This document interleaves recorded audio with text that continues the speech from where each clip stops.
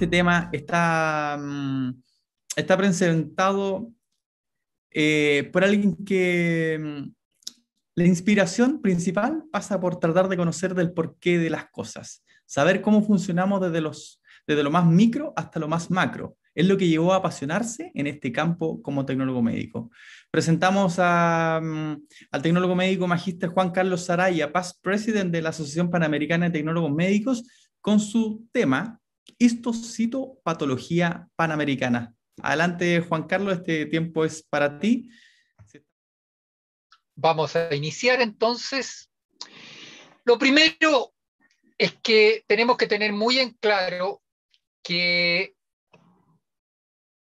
la OMS consideró desde hace algún tiempo que existían algunos eventos en la atención de salud que se debían a actos poco seguros o acciones poco seguras, siendo esta una de las 10 causas principales de muerte y discapacidad en el mundo. En los países de altos ingresos se consideraba que 1 de cada 10 podría sufrir daños mientras está en atención hospitalaria. Ahora, estos daños pueden ser por una serie de eventos, de los cuales casi el 50% son prevenibles. Si nos vamos a las estadísticas epidemiológicas, cada año se producen aproximadamente 134 millones de eventos de este tipo, tanto en los países de ingresos bajos y medios, lo que provoca aproximadamente 2,6 millones de muertes. Otro estudio estimó que alrededor de 2/3 de todos estos eventos no deseados, que son resultado de una atención poco segura, involucran años perdidos por discapacidad y muerte. También esto se conoce con la sigla ABAD y se producen justamente en países de ingresos bajos y medios. A nivel mundial, se puede considerar que 4 de cada 10 pacientes sufren daños en la atención primaria y ambulatoria, lo cual implica hasta el 80% de esos daños se pueden ser previsibles. ¿Qué errores son los más perjudiciales? Los que están relacionados justamente con lo que a nosotros nos compete, que es el diagnóstico, pero a partir del diagnóstico, la prescripción y el uso de esos medicamentos para el tratamiento. Un ejemplo de prevención. Gracias. Thank you. Un ejemplo de prevención es involucrar a los pacientes y que si esto se hace bien, los daños se pueden reducir hasta en un 15%. Es decir, un poco lo que hemos estado viendo con esto de la vacunación en todas partes del mundo, especialmente en Chile, que la responsabilidad no es solo de quienes vacunan o de las autoridades de salud y por ende del personal, sino que también es de los pacientes o eventuales pacientes.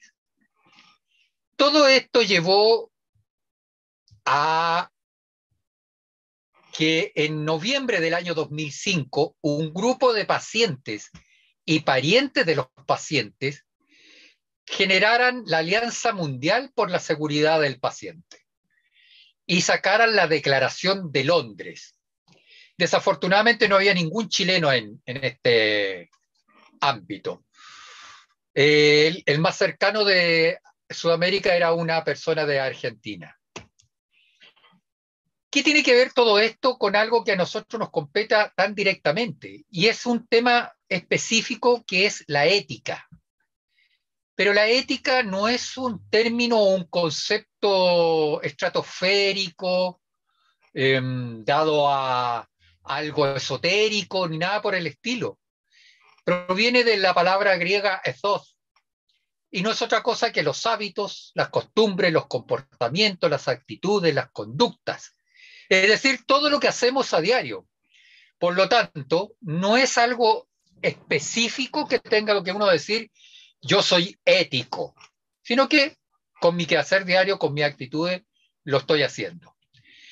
Si uno quiere extrapolarlo a algo mayor, diría que es un concepto universal de conducta, de comportamiento, recta vida, y son los más elevados hábitos y costumbres del individuo. Por otra parte, sería la conciencia ético-moral recta que responde al principio de la buena voluntad, la cual, aparte de ser buena, tiene que propender a un concepto de bien en sentido positivo, de tal manera que esto responda al bien común de la sociedad, que en nuestro caso es el bien denominado salud. Posteriormente aparece este nuevo concepto dentro de la ética, aplicado a nuestro campo de acción, que son los principios de la bioética. La beneficencia es siempre hacer el bien, es decir, primum non nocere, lo primero es no dañar. La no maleficencia, que no significa no hacer daño, sino que muchas veces es producir el mal menor, como por ejemplo en un pie diabético que esté gangrenándose, a lo mejor la amputación le salva la vida, por lo tanto el mal menor sería la amputación, pero le salvamos la vida. La justicia no está en el sentido platónico de dar a cada cual lo que se merece, sino que aquí la justicia está indicada para el hecho de un acceso equitativo a los sistemas de salud. Estos tres están justamente en relación con todo lo que nosotros tenemos como que hacer. Y la autonomía es exclusiva del paciente. Y bueno, cuando nosotros seamos pacientes, ahí también tendremos derecho a la autonomía de elegir quién nos atiende, dónde nos atiende y bajo qué sistema nos atiende. Y por último, a aceptar o rechazar el diagnóstico o el tratamiento. En consecuencia, pedir una segunda opinión o buscar en otro lado un acceso para solucionar su problema. Esto tiene directa relación con nuestra identidad profesional. Nosotros sabemos quiénes somos los tecnólogos médicos y nuestras profesiones análogas, pero normalmente cuando le preguntamos a un paciente quién le hizo el examen, la señorita que me tomó la muestra. Y la señorita que le tomó la muestra hizo solo eso. No le hizo el examen. No le procesó el examen.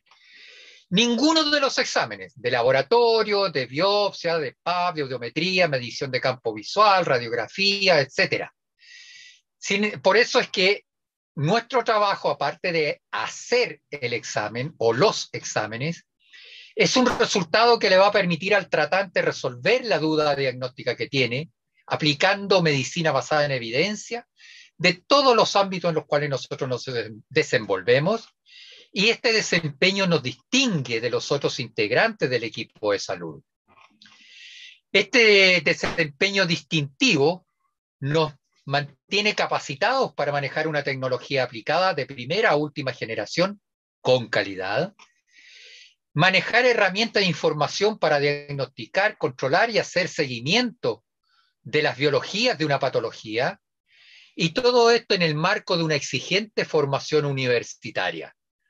Por eso es que en este caso yo soy muy, muy vehemente en cuanto al rol y a la difusión del tecnólogo médico. No podemos seguir indoor, ¿no es cierto?, estando para adentro, cuando lo que tenemos que hacer es outdoor y estar proyectándonos hacia la comunidad. ¿Qué hacemos en morfofisiopatología y citodiagnóstico?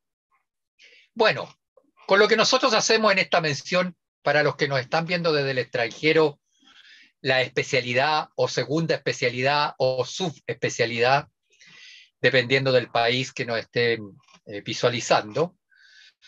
Tenemos competencias y habilidades en histología, histoquímica, inmuno, anatomía patológica, citodiagnóstico, microscopía electrónica. ¿Para qué? Para que con estas propendamos al fomento y recuperación de la salud de nuestros semejantes. Hay dos grandes áreas. En muchos países la morfofisiopatología nuestra se llama histocitopatología, histocitotecnología o anatomía patológica derechamente. Y los dos ámbitos son los siguientes: la histopatología, con tres grandes campos: la biopsia, las autopsias o necropsias, la medicina legal, y la citopatología refería a la detección precoz de distintos tipos de cánceres como los que ahí se mencionan. ¿Qué hacemos en histopatología? Y aquí les aclaro que en cada uno de los procesos y procesamientos que te voy a mostrar, hay un riguroso y estricto control de calidad para otorgarle seguridad al paciente al momento de otorgarle su examen. Acá tenemos una pieza anatómica. Aquí hacemos la macroscopía, tomamos parte de la lesión. Luego de procesada, la analizamos. En el microscopio revisamos aquella muestra y de pronto nos vamos encontrando con algunos elementos que nos llaman la atención, por ejemplo, ese que está señalado con una manito. No sé si la ven, por ejemplo. Y finalmente logramos identificar un grupo de células neoplásicas. Aquí hay cáncer, derechamente. En citopatología, un ámbito es el cáncer cervicuterino.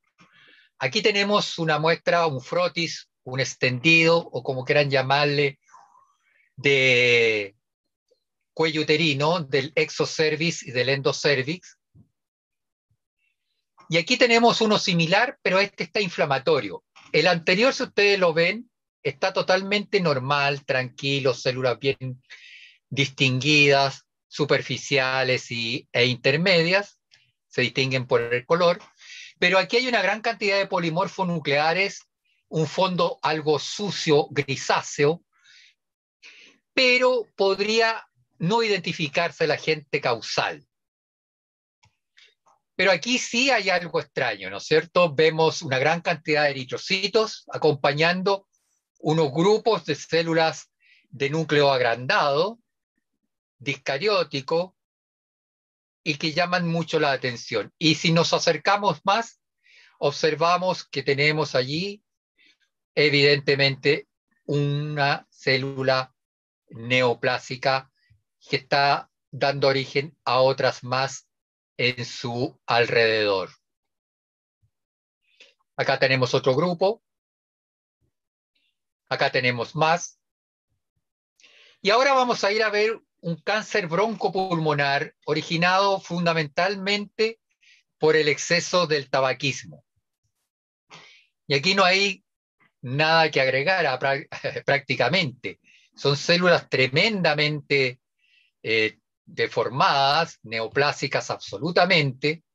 Estas son células bronquiales que deberían ser células mucosas. Esta aún conserva un poco de estructura, pero ya se están prácticamente deformando. ¿Qué hacemos además en investigación los tecnólogos médicos? Para la investigación, extrapolarla y hacer medicina translacional.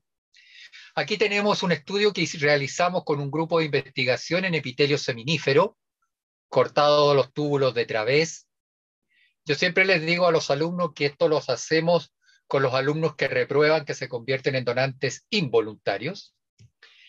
Y nosotros hicimos una marcación con anticuerpos CD117 o CKIT y nos encontramos con estas células marcadas en color rojo. Esas células corresponden a células intersticiales de Cajal y que nosotros describimos por primera vez en la historia. Por lo tanto, hemos hecho un aporte importantísimo a la histología a nivel mundial. Este trabajo fue presentado en Japón en su momento. La inmunohistoquímica, esta es una herramienta que nos ha venido a facilitar y ayudar mucho en el diagnóstico. En rojo ustedes verán aquí el estrato dérmico de Malpighi en una piel, una proteína S100 positiva en un fibrohistocitoma maligno, el PSA en una hiperplasia nodular prostática, un CKIT en un tumor gastrointestinal estromal, los receptores estrogénicos en un cáncer de mama que aquí están en color pardo, en los ductos, la P53 en un cáncer de mama que también se da en otros cánceres porque este es un tumor, es un elemento, un oncogen supresor de tumores que cuando se desregula empieza a aparecer. el CERBB2 o HER2-Neu para el cáncer de mama, el HPV con virus papiloma humano, y en citogenética también tenemos mucho que decir, porque aquí tienen un epitelio de intestino normal, pero en otro trabajo de investigación sometimos estos animales de experimentación a pesticidas y ustedes se fijan que aparecen estos microcuerpos cromatínicos, lo cual indica que el cromosoma, el núcleo se destruyó y salió cromosoma formando pequeños cuerpos. Esto es muy importante para las tareas agrícolas y el personal agrícola, sobre todo para nuestros temporeros y temporeras, lo cual esto es medicina translacional. Y no puedo dejar y evitar mostrarles esto porque este es el primer bebé de probeta que nació en el mundo. Esta es su mamá, la que lo tiene en brazos, la abuela, y este es el médico que logró hacer este primer bebé de probeta, en donde los tecnólogos médicos tenemos mucho que hacer en el manejo de la fertilidad asistida. En los cultivos celulares también, aquí tenemos un explante de islote de Langerhans del páncreas, donde cultivamos células y aquí podemos ver también que las células mantienen su función de producción de insulina. Los puntitos azules corresponden a insulina. Y esto aquí está con microscopía de fluorescencia, en color amarillo la insulina, en microscopía electrónica unos cuantos años atrás. Y aquí están los resultados. Esto es insulina producida, lo cual también implica medicina translacional porque nosotros podemos dejar de recibir insulina sintética y poder producir insulina humana. Este es un trabajo que también aportó desde Chile en un rinconcito al mundo. Luego aparece la biología molecular también en nuestro ámbito. Tenemos hibridación in situ y la reacción en cadena de la polimerasa. Aquí tenemos una hibridación in situ con fluorescencia, en donde podemos ver los centrómeros en un cáncer de mama. Y si no tenemos microscopio de fluorescencia, lo hacemos con cromógeno, también los centrómeros. Y aquí tenemos el HPV, los distintos HPV que nosotros conocemos y que son los más riesgosos para el cáncer cervicuterino. Y esta es la primera fotografía que se obtuvo de un virión de HPV que se publicó en Recommendation and Reports del año 2014. Nuestro desempeño laboral nosotros lo conocemos, pero tenemos que darlo a conocer. No nos quedemos en que nosotros somos los que somos. Tenemos que además ser difusores de lo que hacemos. Tenemos esta gran cantidad de espacios donde nosotros nos desempeñamos, pero tenemos que hacérselo saber a la población en general. Antiguamente la seguridad del paciente no era tan relevante y de hecho los errores en medicina literalmente se tapaban con tierra. ¿Ya? Hoy en día las demandas derivan en indemnizaciones y en algunos casos en cárcel.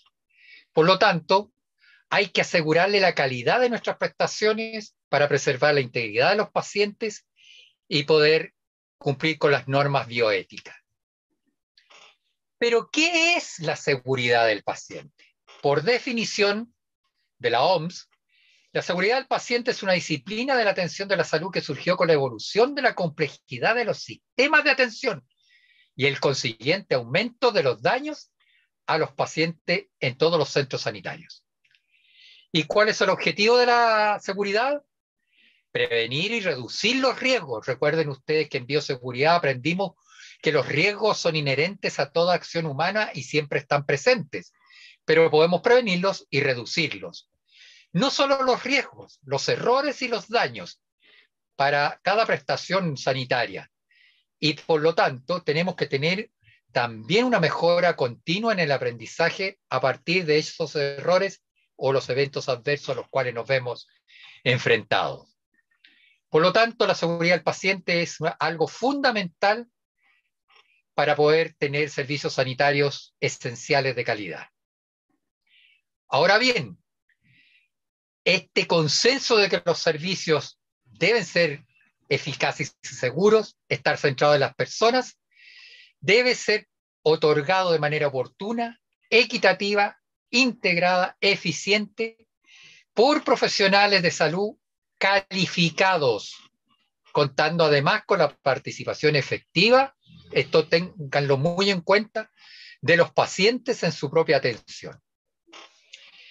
¿Cuáles son las principales falencias que pueden llevar a causar errores? La negligencia, la propia gestión o la negligencia en la gestión, la calidad, la falta de controles internos y externos, los respaldos, falta de documentos escritos y o virtuales.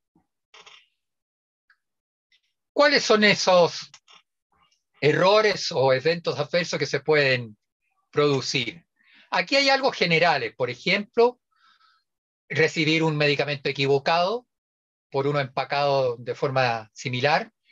Ya lo hemos visto en las noticias que se han inyectado vacunas a personas que no les correspondía o inyectables, generalmente pasa con los inyectables cuyas ampollas son muy similares a otros medicamentos. Por lo tanto, ahí faltó control, faltó procedimientos normalizados y en general las personas estamos todos sujetos a errores, pero hay que generar los sistemas o los entornos donde estos estén minimizados o reducidos a cero en lo posible. En el caso de los laboratorios clínicos y de la histocitopatología, el error, yo le llamo el horror, se manifiesta desde el inicio del proceso. Hay muchas fases que intervienen hasta llegar al resultado final. Hoy en día nosotros hablamos de una preanalítica, que son las instrucciones claras al paciente. Muchos le entregan un papelito escrito, pero nadie les pregunta si saben leer o si entienden lo que leen. Es como el consentimiento informado. Hay que leérselo al paciente, hay que hacer que el paciente lo lea y que después me diga que entendió de lo que leyó. Es igual aquí.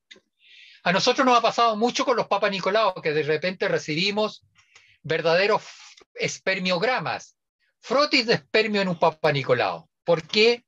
Porque la persona no se acordó que tenía que tener 72 horas de abstinencia sexual.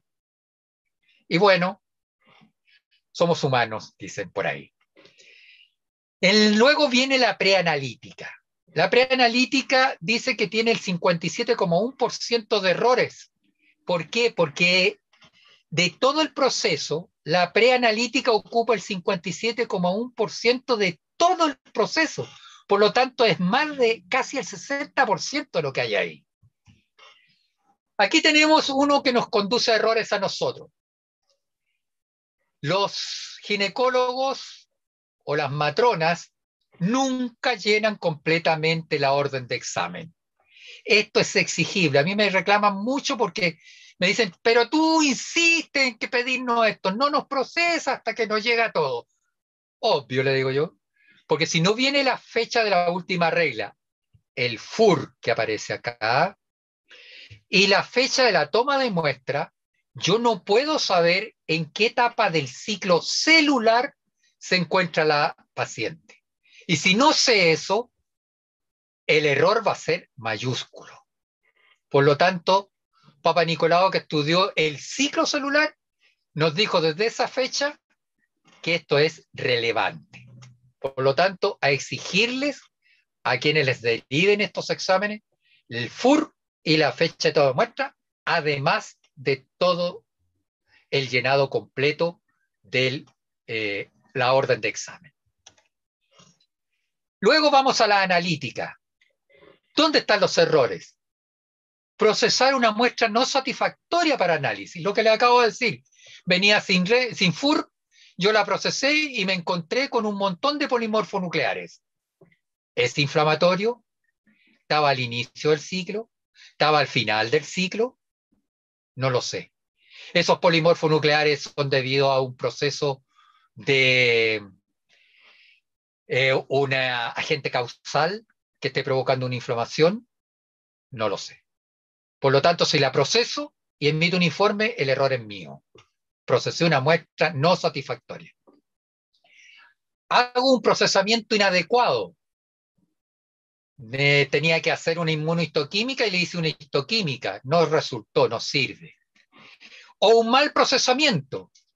No me fijé si las baterías de colorante estaban adecuadas, si el fijador estaba recién preparado, etcétera, etcétera, etcétera. Por lo tanto, eso me va a conducir a un diagnóstico inadecuado y el consiguiente daño al paciente. Por lo tanto, un buen examen y por supuesto, un buen resultado dependen exclusivamente de una buena muestra. Lo mismo en la biopsia, con mayor razón, diría yo. Y en la posanalítica tenemos que los errores se pueden producir en la interpretación correcta de los resultados. Por eso es que nosotros, los que trabajamos en inmunistoquímica, debemos leer las placas junto con el patólogo, porque hay ocasiones en que aparecen falsos positivos y eso puede conducir a un diagnóstico y un tratamiento de alto riesgo. Y finalmente, es nuestra responsabilidad verificar que los resultados corresponden al paciente antes de emitir el informe. Eso es válido para todos, porque no puede ser que sucedan cosas que no corresponden. Por lo tanto, el control de calidad es una estandarización de los métodos para todas las muestras, histo y citológicas. Y por lo tanto, el objetivo es obtener una preparación microscópica, como la que les acabo de mostrar en varias láminas, la correcta interpretación del diagnóstico patológico, histo o citopatológico. En consecuencia, vamos a tener una evaluación del control de calidad y esta evaluación está dada por documentación, por soluciones a problemas que se presentan y por la corrección final. ¿Cuándo se aplican estos controles o estos conceptos? En cada momento, desde la recepción de las muestras hasta el mantenimiento de los equipos, pasando por las tinciones, los procesamientos, la microtomía y cualquier otro proceso que requiera garantía de calidad. Aquí hay algunos elementos. La inmunohistoquímica requiere controles internos. Los controles internos para esos antígenos están en la propia lámina. Y aquí vemos, por ejemplo, a esta biopsia no se le hizo recuperación antigénica, lo cual es casi pecado mortal, porque si ustedes ven con recuperación antigénica, aparecen las células marcadas. Si yo digo y doy por hecho que esta es una buena preparación, estoy obligando al patólogo a que diga que no hay neoplasia y consiguientemente el tumor sigue creciendo en el paciente. Es mi responsabilidad el hacer las cosas como corresponde. Acá tengo un control positivo para una proteína S100. Está en un nervio periférico. Él siempre tiene que dar positivo, pero el tumor o aparente tumor está totalmente negativo. Aquí pasó algo. El tecnólogo se descuidó, se le deshumedeció la cámara húmeda o se le olvidó humedecerla y se le secó la muestra. Esta muestra ya no sirve, pero esto es una biopsia. No podemos volver a tomar otra muestra mañana. Aquí tampoco hicimos bloqueo de la peroxidasa endógena y por lo tanto los eritrocitos, la sangre, me dio un falso positivo. Esto no es positivo. Es un error mío. La marcación inespecífica, la tinción del plasma, aquí no tendría por qué estar. Aquí se corrió el antígeno, se deslizó en la placa porque estaba mal puesta y marcó lo que no debía. Por lo tanto, volviendo a recapitular, millones de pacientes sufren lesiones o mueren a causa de estos errores en una atención de salud de mala calidad o poco segura. Por lo tanto, para la seguridad del paciente debemos evitar errores en la medicación, infecciones intrahospitalarias, procedimientos quirúrgicos poco seguros, etcétera, tromboembolías, esto es todo en general, pero en los errores diagnósticos en histocitopatología, inducidos por procesar una muestra inadecuada para análisis, aplicación errónea de reactivos, interpretación errónea de los resultados, falta de control de calidad, pero además de aseguramiento de la calidad. El objetivo de desarrollo sostenible número 3 de las Naciones Unidas dentro de los 17 que se encuentran en vigencia implica garantizar una vida sana y promover el bienestar de todos para todas las edades. La seguridad del paciente es un componente de este elemento de desarrollo sostenible que en la meta 3.8 está dirigido especialmente a lograr una cobertura sanitaria universal y por lo tanto con procedimientos que sean inocuos, eficaces, asequibles y por sobre todo de calidad.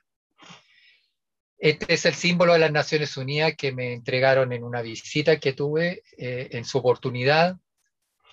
Esta es el ingreso, el acceso al edificio.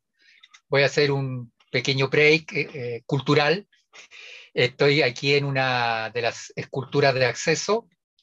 Se llama Esfera con Esfera, del italiano Arnaldo Pomodoro. Simboliza el planeta dentro de otra esfera, una esfera artificial que yo interpreto como la tecnosfera, aquello que hemos construido los seres humanos alrededor de nuestro planeta, y está sostenida por unos engranajes que simbolizan las estructuras que se ha dado la sociedad, entre ellas la del beneficio a la salud. Un 30 segundos culturales que no nos hacen mal a nadie. Bueno, y volviendo al tema de la Organización Mundial de la Salud, esta, a raíz de todos estos elementos que han estado en juego y que como yo los he mencionado, generó la resolución WDHA 72.6 que dice directa relación con la seguridad del paciente como una prioridad sanitaria mundial y estableció que los 17 de septiembre de cada año se celebre el Día Mundial de la Seguridad del Paciente. Y aquí hay algunas imágenes del año 2021. Estas son las metas para este año, en el bienio 2021. El Día Mundial del 17 de septiembre del 2020, con una gran cantidad de intenciones, declaración de intenciones. El Instituto Canadiense de Seguridad del Paciente tiene estos 6 dominios que tienden a contribuir a una cultura de seguridad, trabajar en equipo, comunicarse eficientemente, manejar los riesgos, optimizar los factores humanos y ambientales, y reconocer y responder ante los eventos adversos e informarlos. Importantísimo.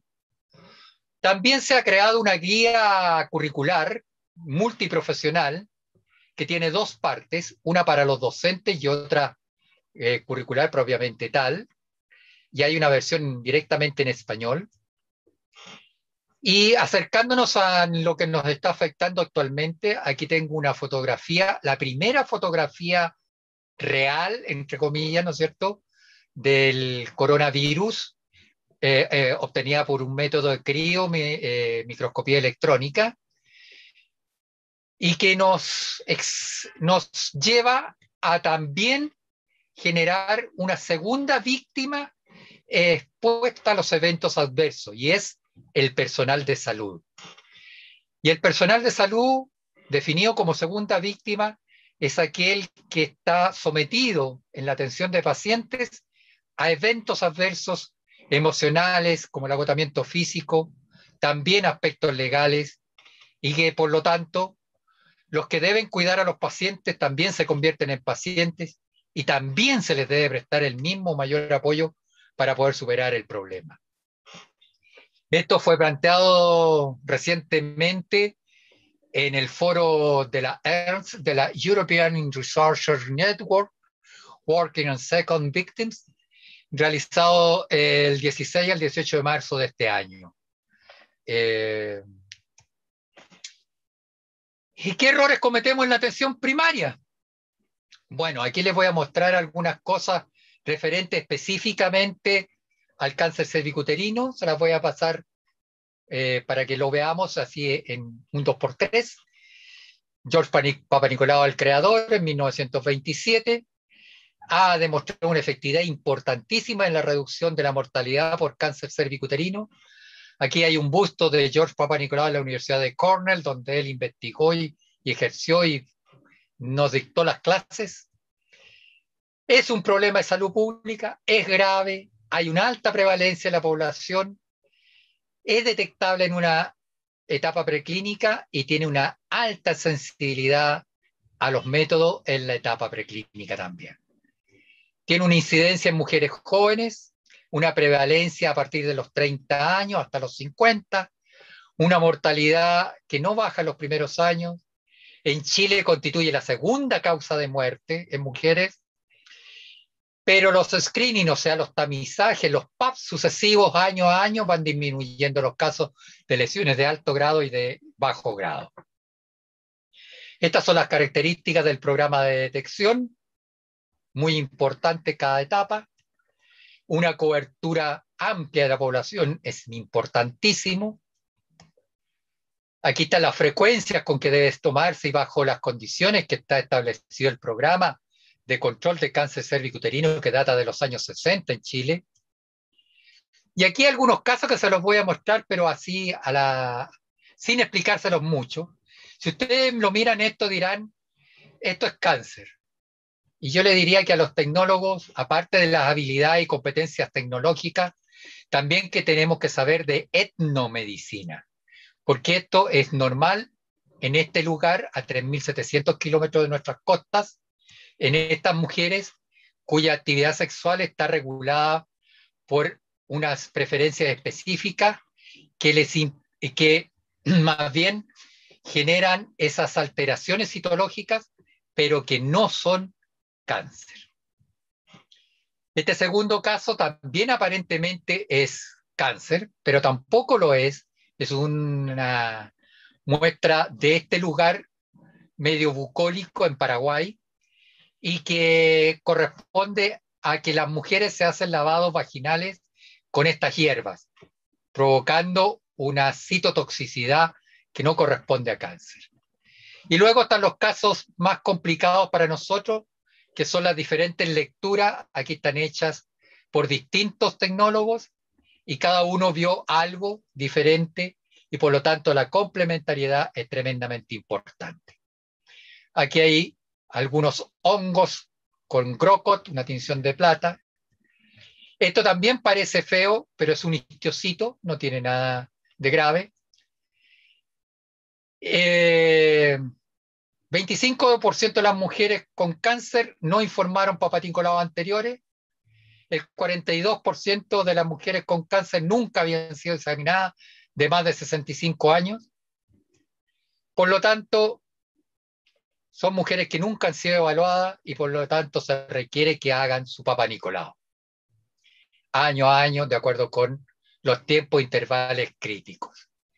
El control de calidad se hace de acuerdo con este algoritmo. Los tecnólogos médicos generales, el supervisor, el anatomopatólogo, con cada uno de los que debe realizar. Luego viene la correlación citohistológica. Recordemos que la citología es orientadora al diagnóstico. Y por lo tanto tenemos para la seguridad de las pacientes el tecnólogo médico, el colposcopista, el anatomopatólogo, el ginecólogo y finalmente la paciente. ¿Para qué? Para que tengamos siempre unos cuellos uterinos, unos cervix normales, lindos, bonitos, saludables, y no estos inicios de cáncer o un cáncer galopante con una... No queda más remedio que hacer una histerectomía, y si es una mujer joven, un riesgo de muerte también. O llegar a una mastectomía bilateral por no haber hecho una ecografía mamaria o una resonancia, lo que corresponda. Y poder mantener a nuestras mujeres en toda América Latina y el mundo sanas como se muestra en el mural América Morena de la Pinacoteca de la Universidad de Concepción. Y no puedo dejar, me voy a tomar un minuto solamente, de reconocer a nuestras precursoras. Siempre trato de hacerlo porque gracias a ella, estamos nosotros hoy día aprendiendo y protegiendo cada vez más a nuestros pacientes. Ella es Guacolda Valenzuela, la coordinadora de la carrera que me correspondió recibirme en la sede Arica de la Universidad de Chile. Me disculpan si no me recuerdo los nombres de todas ellas, me lo sabía, pero ya el italiano Franco di Interioro ya me está afectando. Finalmente tenemos esta imagen del hombre de Vitruvio o la perfecta relación de Leonardo da Vinci, que cumplió 453 años a la fecha de su natalicio. Y acá les dejo la red de conocimiento en seguridad del paciente con una serie de enlaces a los cuales pueden acceder. Y por supuesto, la Asociación Panamericana de Tecnólogos Médicos, en donde agrupamos a 17 países con más de 20 organizaciones de tecnólogos médicos profesionales análogos u homólogos que no solo denotan, porque el nombre cambia, sino que connotan respecto de lo que hacen, lo mismo que les he explicado yo y que ustedes conocen tan bien como el suscrito. Eso es lo que les quería presentar respecto a la histocitopatología panamericana en beneficio y colaboración de la seguridad del paciente.